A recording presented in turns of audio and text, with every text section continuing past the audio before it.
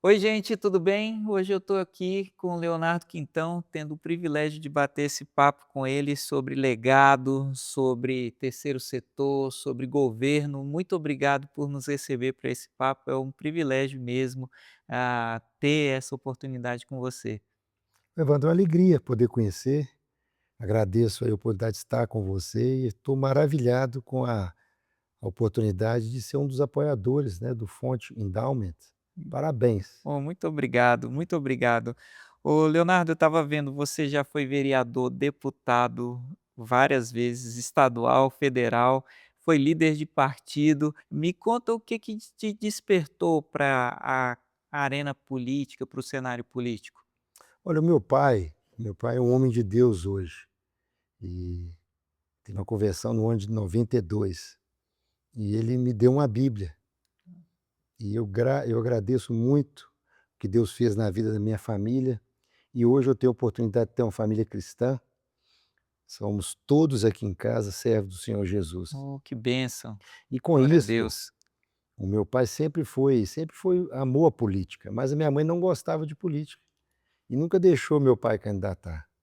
Eu estudei nos Estados Unidos 8 anos, fiz, 2 anos de high school, fiz a faculdade, formei em economia, administração de empresas e retornei ao Brasil no ano de, 91, Hum. perdão, 99. E sempre fui apaixonado com política. Meu pai sempre apoiou, mas nunca pôde ser candidato. E meu pai falou: "Meu filho, você sempre amou. Você falou um dia que seria o presidente do Brasil quando era criança". Meu pai, à época, na época do Tancredo, eu lembro, fazendo campanha para o Tancredo, e eu criança andando nos fusquinha com o som em cima, e eu amava aquilo.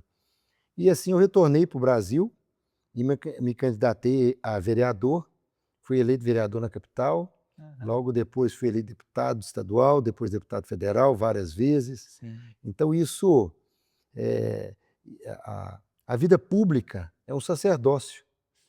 Eu amo, sempre amei a vida pública. Hoje eu não estou mais na vida pública, Deus está me dando oportunidade, Evandro, de eu cuidar da minha vida pessoal, minha vida empresarial, né. Aham. Hoje eu sou vovô, Deus me deu uma netinha, a Rafaela, então é uma fase da vida. E se Deus quiser um dia, a gente pode voltar para servir, mas a vida pública é um sacerdócio, Sim, né. O homem, quando imagino. ele tem a oportunidade de servir a sociedade, eu não vejo lugar melhor de fazer o bem coletivo que através da vida pública. E graças a Deus, nós vivemos num país onde nós temos democracia, nós temos eleições. Então isso é muito bom. Sim. Eu estava falando com ele ainda há pouco, gente, que essa conversa aqui a gente vai ter que ser extremamente estratégico, porque dá para puxar vários fios, né? Tanto na área de governo, quanto na área de empresas e negócios, quanto na área mesmo de tributação. Você teve uma atuação bem marcante nessa área no Congresso Nacional, mas eu tenho que aproveitar ao máximo a oportunidade. E se você pudesse resumir assim em um aprendizado, na sua carreira pública, o que que você colocaria para gente?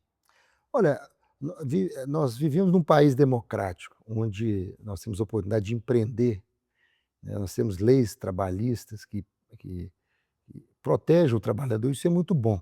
Isso, Uhum. o Brasil, nós estamos bem maduros nisso. Então, é o equilíbrio, né? Nós temos que Sim, apoiar o empreendedorismo e temos também que proteger, né, eh eh, a relação emprego e trabalho, sim. né.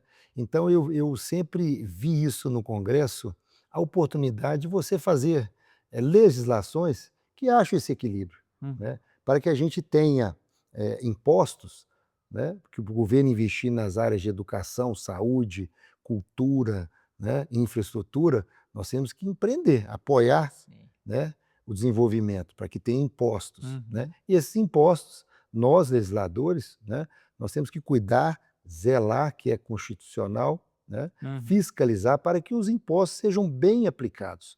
Então eu sempre primei nisso, né, na área tributária, na área de fiscalização, né, na área de apoio ao desenvolvimento do nosso país, né, e também nessa fiscalização que os recursos públicos, eles devem ser e podem ser, né, e de todos os jeitos, ele tem que ser bem aplicado. O recurso público, ele é santo, ele é santo, Olha. né, e tem que ser aplicado nas pessoas. Então, quando eu estava no Congresso Nacional, sempre trabalhando nisso, sempre na Comissão de Finanças, na Comissão de Minas e Energia, na Comissão de Trabalho, e participando desses grandes debates, do país. E desenvolvendo isso, a gente gera, oportunidade de emprego e trabalho, né, Uhum. que isso beneficia, né, Sim, centenas, dezenas de milhões de pessoas no nosso sim, país. sim. Então essa que é a responsabilidade do legislador e do executivo também, seja a nível de presidência da república, de governo do estado Uhum. e a nível municipal de prefeitura. Você aí trouxe até uma visão diferente com relação à gestão de recurso público, que é uma visão de mordomia, e isso deixa transparecer aí o teu background cristão. A gente estava conversando ainda há pouco que nasceu aqui na sua casa, um pequeno grupo que hoje virou uma igreja, né. Sim. Como que você vê a sua fé influenciando as suas decisões na arena política, na arena dos negócios? Como que você lida com isso no dia a dia? O Evandro, é interessante, para você ter fé, né, você tem que conhecer a Bíblia. Sim. Então Deus tem me ajudado muito na leitura da Bíblia. Hum, E para você entender os mandamentos de Cristo, e os mandamentos que Deus nos deixou no Velho Testamento, você tem que ler, sim. né. É coisa óbvia, né, É, mas boa parte dos cristãos no mundo, eles não leem a é a Bíblia. Bíblia. Então Deus tem me dado esse desejo e organização da mente Uhum. de leitura da Bíblia em longas porções. Amém. E eu tenho feito isso e Deus tem aberto a minha mente. E quando você entende os preceitos bíblicos, fica muito fácil isso, né.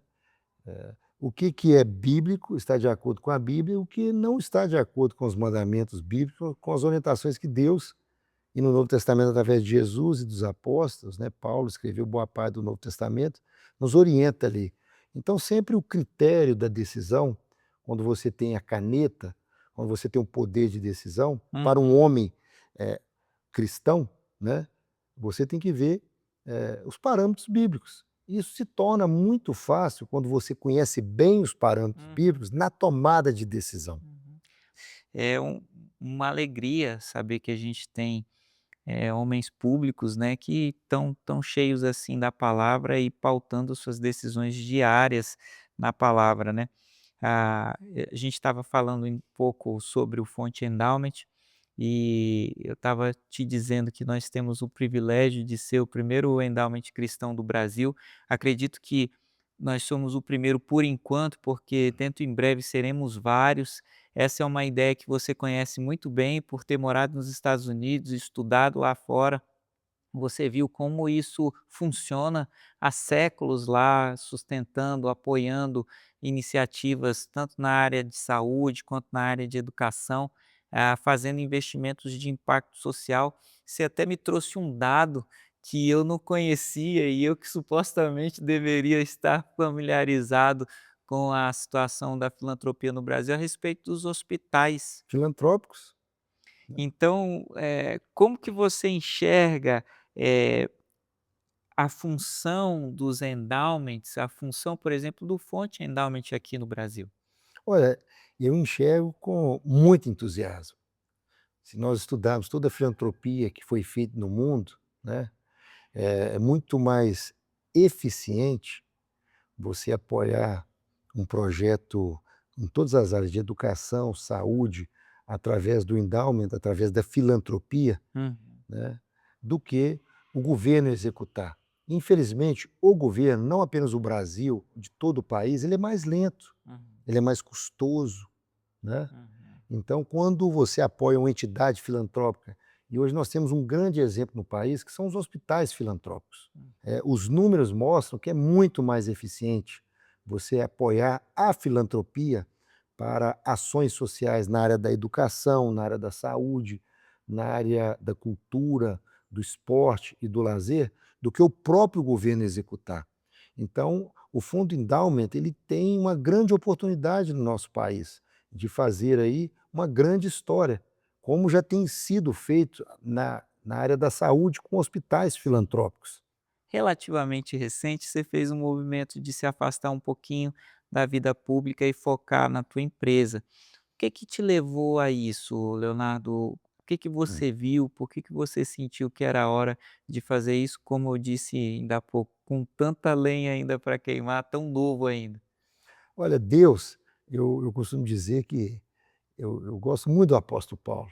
O apóstolo Paulo, quando ele teve Cristo, foi ao encontro do apóstolo Paulo, Sim. ele ficou 14 anos, né, se preparando, né. Exatamente, até aí. Eh, e vários exemplos da Bíblia, né, Deus dá uma paradinha para ele no ministério. Então o meu ministério na vida pública, Deus me deu a oportunidade de cuidar da minha vida pessoal. Eu precisava de Sim. ficar com a minha esposa, eu precisava de ficar um pouco com meus filhos, porque meus filhos já nasceram, eu já era um homem público, né. Uhum, E a vida pública ela exige muito, e essa exigência, ela te tira do seu lar.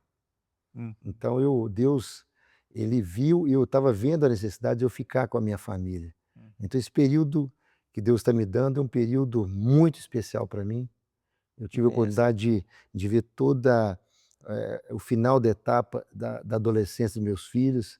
A minha filha mais velha, eu tive a oportunidade de participar profundamente do período dela de noivado, de casamento, né, e hoje Deus me deu uma netinha, a Rafaela. Então são períodos da vida, Sim. né, e a gente tem que entender isso. O homem cristão, ele tem que entender isso. Ele tem Ciclos, que né. entender isso, porque senão ele se frustra. É correto dizer que, de certa forma, você está olhando para a construção de outros legados? E também, mas o legado da vida pública ele é maravilhoso.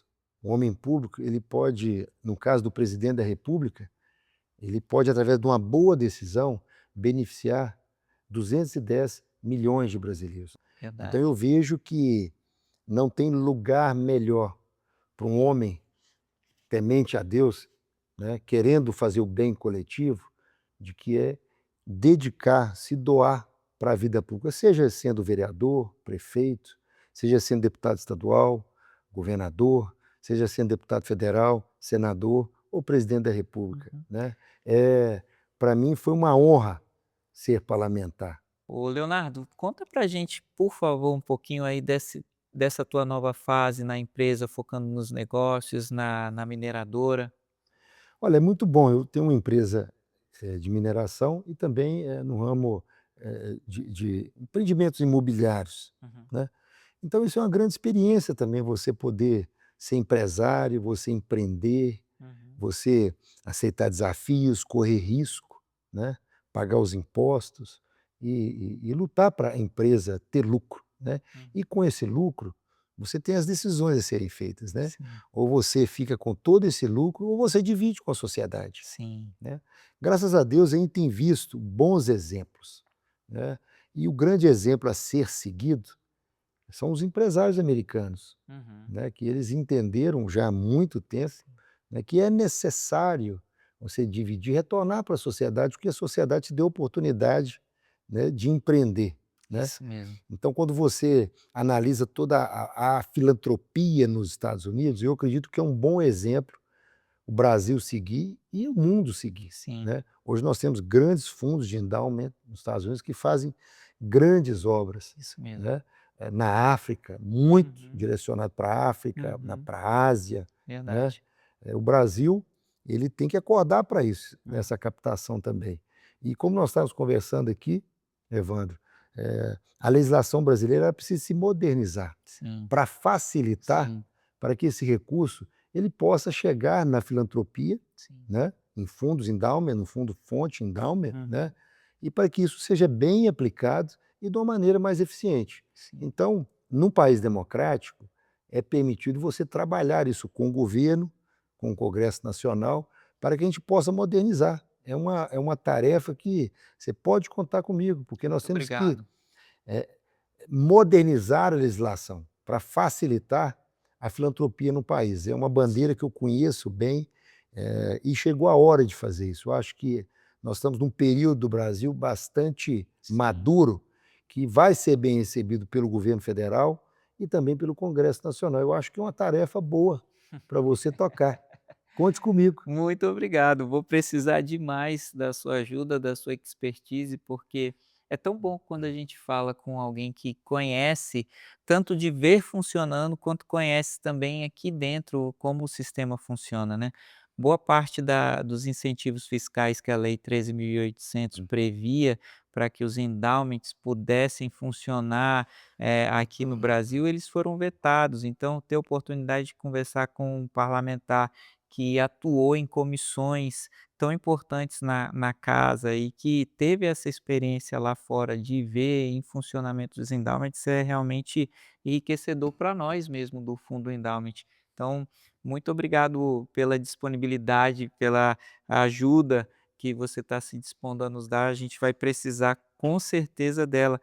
Eu estava dizendo no início da conversa que ia ser difícil ficar numa área só, porque é possível puxar tantas linhas temáticas desse nosso papo que eu acredito que a gente vai ter que fazer mais alguns, viu. É alegria. Se você fosse dar um conselho para quem está pensando em legado, para quem está pensando nas futuras gerações hoje, qual seria o seu conselho? O primeiro conselho é buscar a Deus, Com né, certeza. e a única maneira de buscar a Deus é através da Bíblia. Uhum, Então, eu acho que o grande legado que uma pessoa pode ter é conhecer a Deus, uhum.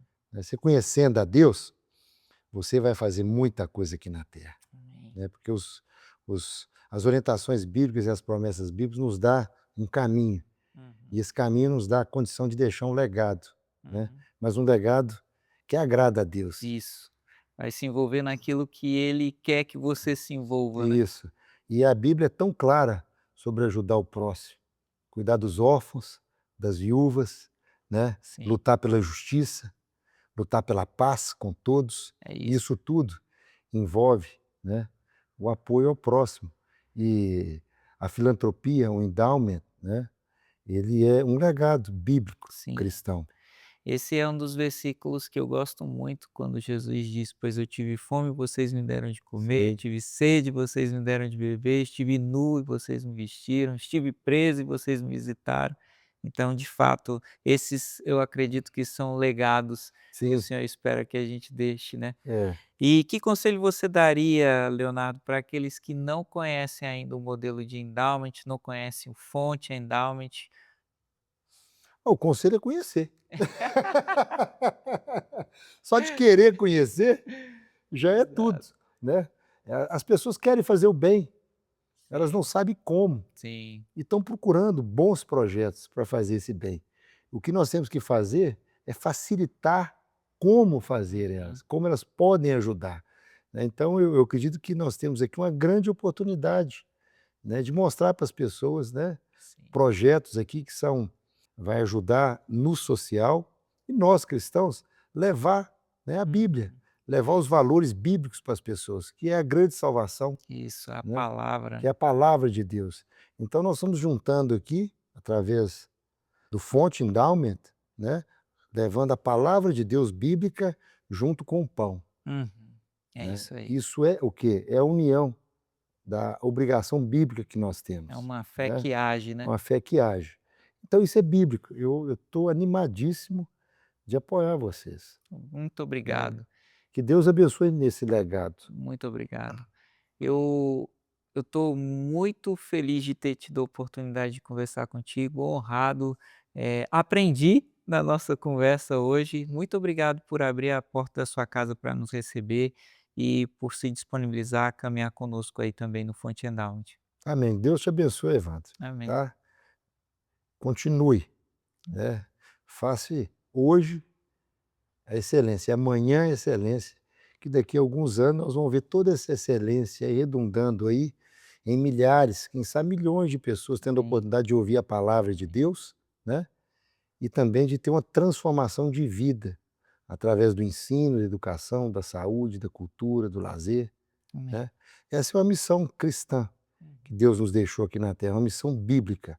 Nós sermos transformadores de vida, através da palavra e através também do pão. Amém. Muito obrigado. Deus te abençoe. Deus abençoe vocês.